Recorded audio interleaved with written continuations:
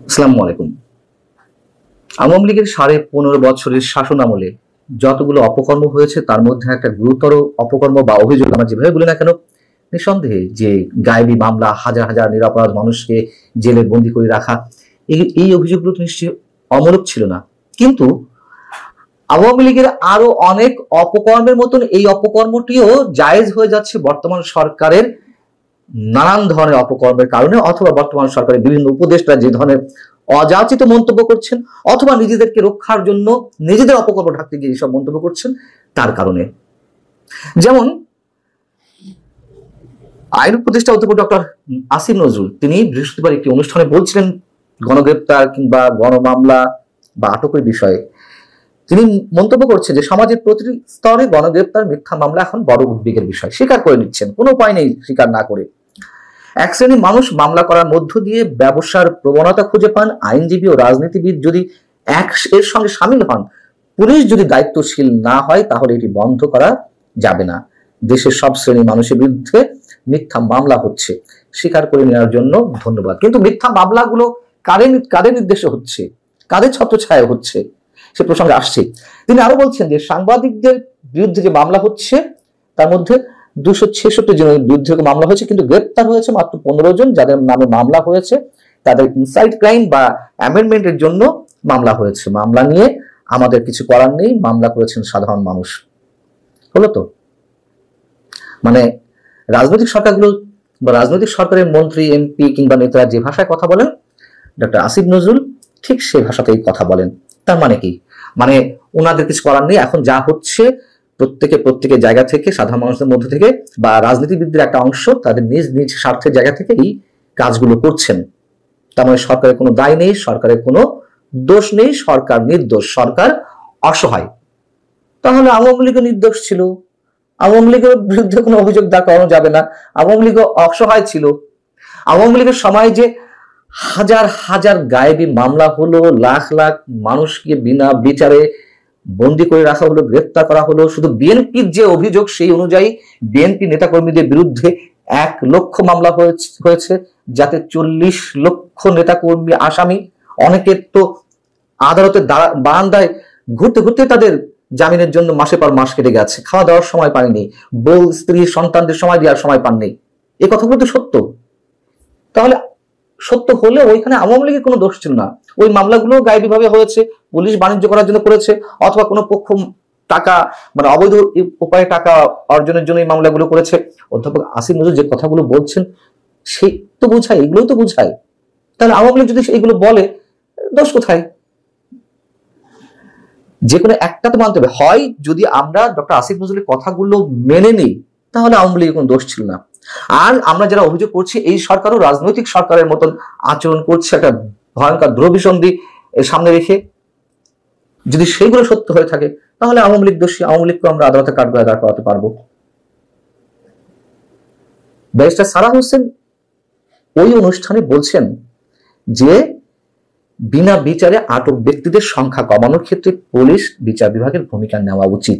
এক্ষেত্রে এক সংস্থা আরেক সংস্থার উপরে দায় চাপায়। তিনি বলছেন যে পুলিশ বলে আমাদের কিছু করার নেই, তার মানে উপরে চাপ রয়েছে। আদালত জামিন দেয় না, পুলিশ আবার বলে আমরা কি করব।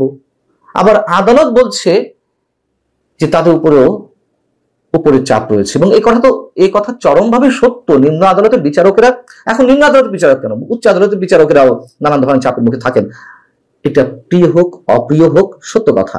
আর নিম্ন আদালতের বিচারকরা যেহেতু নির্বাহী সরকারের আইন মন্ত্রণালয়ের অধীনে, তো তাদের উপর তো চাপ থাকেই। আমরা তো জানি যে কিভাবে রাজনৈতিক সরকারগুলোর সময় সংশ্লিষ্ট মন্ত্রণালয়ের মন্ত্রীর নির্দেশে, তাদের অর্ডারে জামিন কতটা হতো না, সেই জায়গা থেকে কোনো ধরনের পরিবর্তন এসেছে। আওয়ামী লীগের সময় যে এই ধরনের কোর্টকে ক্যাঙ্গারু কোর্ট বলা হতো তো সত্য কথা। এখনো কি তার বাইরে আসতে পেরেছে? সাংবাদিকদের জামিন হচ্ছে না, কেন হচ্ছে না? কি কারণে হতে দেওয়া হচ্ছে না? আমি যদি বলি যে নিম্ন আদালতে জামিন হচ্ছে না বা উচ্চ আদালতের থেকে জামিন দেওয়া হচ্ছে না, মানে এখানে বিচারকদের কি ধরনের ইন্টারেস্ট থাকতে পারে, হয় কোনো লেনদেন স্পষ্ট করে বলতে গেলে সেটি তো আর হওয়া সম্ভব না। তাহলে ব্যারিস্টার সারা হোসেন যে অভিযোগটি জানালেন সেটি সত্য কিনা যে উপরে চাপ রয়েছে। আমরা ডক্টর আসিফ নজরুলের আরেকটি মন্তব্য শুনে আসি। তিনি বলছেন যে আমাকে প্রশ্ন করা হয় কেন আমি মিথ্যা মামলা বন্ধ করতে পারছি না এবং কেন জামিন দেওয়া হচ্ছে না ইত্যাদি ইত্যাদি অনেক প্রশ্নে আমার কিছু করা থাকে না, তবে আমরা ব্যবস্থা নিচ্ছি, এই ধরনের মিথ্যা মামলা বা গণগ্রেপ্তারের বিরুদ্ধে বিধান করা হচ্ছে।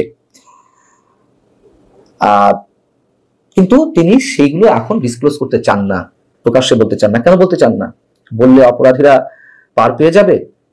যদি আদালতের কোনো বিচারক বা পুলিশের কোনো সদস্য অপরাধী হয়ে থাকে, অভিযুক্ত হয়ে থাকে, তারা বিশেষ কোনো পন্থায় যাবে। এই কথাগুলো বলার কোনো অর্থ আমরা খুঁজে পাই না। যদি কোনো বিধান সামনে করার চিন্তা ভাবনা থাকে বা সেই দিকে কোনো অগ্রগতি হয়ে থাকে, প্রকাশ্যে কেন বলা হচ্ছে না? বলুক না। এগুলো যে আসলে করা হচ্ছে না, শুধুমাত্র কালক্ষেপণ করা হচ্ছে রাজনৈতিক সরকারগুলোর মতন এই সরকারও একটা অভিসন্ধি রয়েছে, সেটি স্পষ্ট। এবং আমাদের প্রধান উপদেষ্টা প্রেস সচিব তিনি ওই অনুষ্ঠানে আবার কি ভয়ঙ্কর মন্তব্য করলেন, মব ভায়োলেন্সকে প্রকারান্তরে সমর্থন করে। এর আগেও যদিও তিনি এই একই ধরনের মন্তব্য করেছেন। মব ভায়োলেন্স সম্পর্কে তিনি বলছেন যে যেটিকে মব বলা হচ্ছে, আমি এটাকে মব বলছি না, বলছি প্রেসার গ্রুপ। সেটা তৈরি হয়েছে আগের সাংবাদিকতার ব্যর্থতার কারণে, এবং সেটির তৈরি হওয়ার গ্রাউন্ড কেন তৈরি হচ্ছে, মানে এই মব ভায়োলেন্স যে হচ্ছে এটির গ্রাউন্ড কেন, বিশেষ করে গণমাধ্যমের সামনে যে মব ভায়োলেন্স গুলো হয়েছে সেই প্রসঙ্গে তিনি বলছেন কেন তারা ক্ষতিগ্রস্ত হয়েছে। গত 15 বছর তো তারা মিনিমাম সিভিল লিবার্টি রাখা হয়নি সেখানে তাদের ক্ষেত্রে, এবং যেহেতু তিনি ক্ষতিগ্রস্ত হয়েছেন বা তারা ক্ষতিগ্রস্ত হয়েছে, তারা এখন কনসার্ন। গত বছরের 28 জুলাই বাংলাদেশের শীর্ষ সাংবাদিকরা যে শেখ হাসিনাকে বলেছেন এদেরকে খুন করেন, পুলিশ কেন গুলি করছে না, কেউ কি বলেনি? তিনি প্রশ্ন করছেন, প্রশ্নের মধ্য দিয়ে প্রকারান্তরে মন্তব্য করছেন, সাংবাদিকরা এই কথা বলেছেন। প্রথম কথা হচ্ছে তিনি মবকে জাস্টিফাই করার চেষ্টা করছেন। কি কারণে?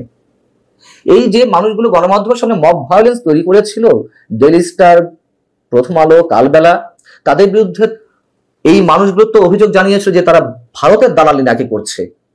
এই জন্যই তাদেরকে উচিত শিক্ষা দিতে হবে। তারা এই গণমাধ্যমগুলোর সামনে জিয়াফতের আয়োজন করলেন,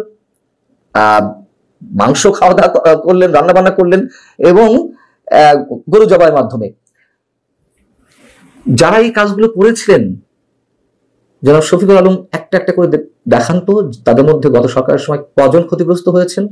আর তারা তো প্রকাশ্যে ঘোষণা দিয়েছে ভারতের দালালির জন্য তারা এই কাজগুলো করছে, যাতে এই গণমাধ্যমগুলো ভারতের দালালি না করে। আর দ্বিতীয় কথা হচ্ছে যে তিনি যে বললেন যে আওয়ামী লীগের সময় যে সাংবাদিকরা চাটুকারিতা করেছে, তারা আবার বলেছেন নাকি যে সরকারের উদ্দেশ্যে বা সরকার প্রধানের উদ্দেশ্যে যে যারা আন্দোলন করছিল তাদেরকে গুলি করেন, তাদেরকে হত্যা করেন। আচ্ছা, এই কথাগুলো তিনি কোথায় পেলেন? কি উদ্ভট কথাবার্তা। আওয়ামী লীগের সময় সাংবাদিকরা সীমাহীন দালালি করেছে, চাটুকারিতা করেছেন, তারা অনৈতিক সুযোগ সুবিধা নিয়েছেন। সে বিষয়ে আওয়ামী লীগের সময় আমি অসংখ্যবার কথা বলেছি। কিন্তু সাংবাদিকরা হত্যাকাণ্ডের সঙ্গে জড়িত, সাংবাদিকরা হত্যাকাণ্ড ঘটানোর জন্য সরকারের প্রতি আহ্বান জানিয়েছিল আওয়ামী লীগ সরকারের সময়। এটা আবার কোন ধরনের উদ্ভট সব ভয়ঙ্কর তথ্য। মব ভায়োলেন্স কেন কমছে না? সরকারের পক্ষ থেকে, প্রধান উপদেষ্টা থেকে শুরু করে স্বরাষ্ট্র উপদেষ্টা, অন্যান্য দায়িত্বশীল ব্যক্তিরা বলার পরেও যে মব ভায়োলেন্স কেন বন্ধ হচ্ছে না, আমাদের বুঝতে বাকি থাকে না। কারা তাদেরকে উৎসাহিত করছে, কারা তাদেরকে শক্তি যোগাচ্ছে। ভালো থাকুন সবাই, আল্লাহ হাফিজ।